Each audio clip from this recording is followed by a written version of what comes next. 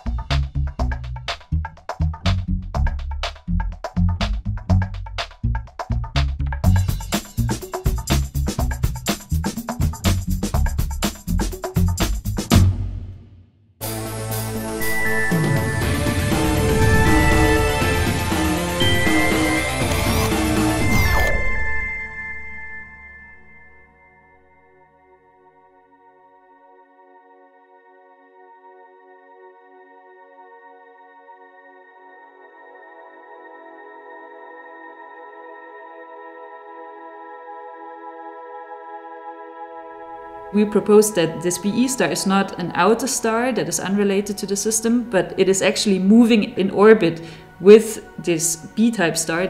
But the star that was thought to be a normal B-type star is actually a stripped star, so of much lower mass. One star can steal material from the other star and strip it of its outer layers and its atmosphere. And that's essentially how you go from two kind of fairly normal stars to one which has gained mass and one which has been stripped of its mass.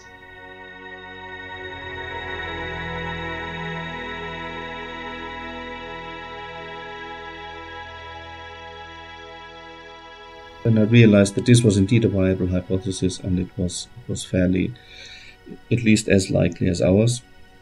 I was starting to sweat a little.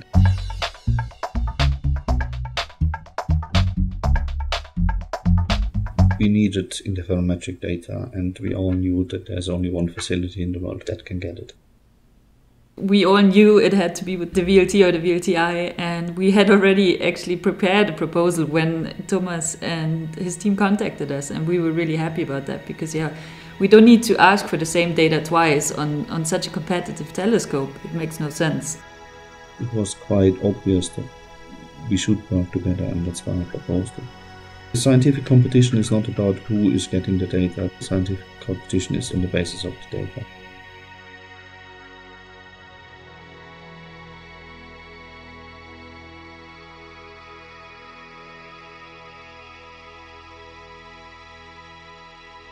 We wanted to see if there's two sources that are far apart from each other. For our purpose, MUSE was the perfect tool to use because it would tell us not only if there are two sources, but we could get the spectra as well.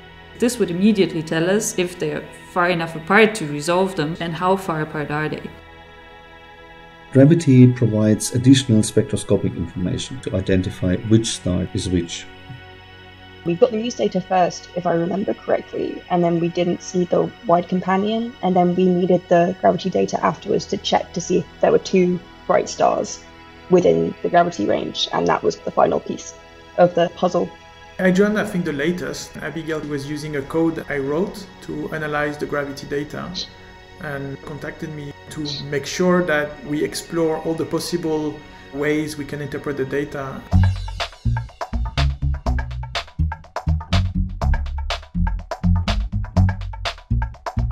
I think it's nice to see, actually, in this particular case, sometimes it doesn't go this way, and even though this is the right thing to do and you can advance science, people are emotionally invested and they will maybe be a little bit blinded by this emotional investment. I think the important thing is to focus on the science, to try not to look for who's right and who's wrong, but to think of how we can advance the question that is on the table. In my opinion, it was really a win-win situation. Either way, we find something pretty cool, right? So I think on the one hand, we confirm the existence of the nearest stellar black hole to Earth, which is very cool. Or on the other hand, we find this really exciting and difficult to capture evolutionary stage of a massive binary stellar system.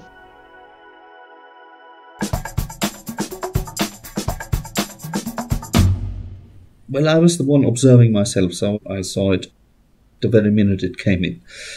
Looking at the data as it was fresh out of the instrument, I realized that there was no distant companion. That made it very likely that Julia's and Abby's hypothesis was right.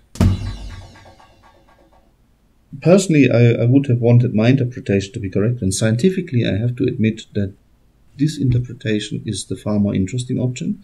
Black holes are honestly rather boring objects. In particular, if they're quiet, in quiescence, they don't do anything. I think I would have been very fine with the original interpretation of that system, because in our community, people are looking for these quiescent black holes, which are very difficult to detect, and they don't find them anywhere.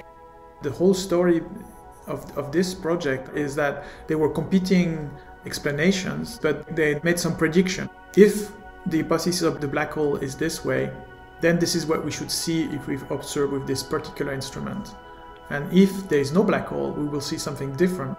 The observations were really designed in mind saying we can test which hypothesis is the most likely. And in the end, we have a very definite answer.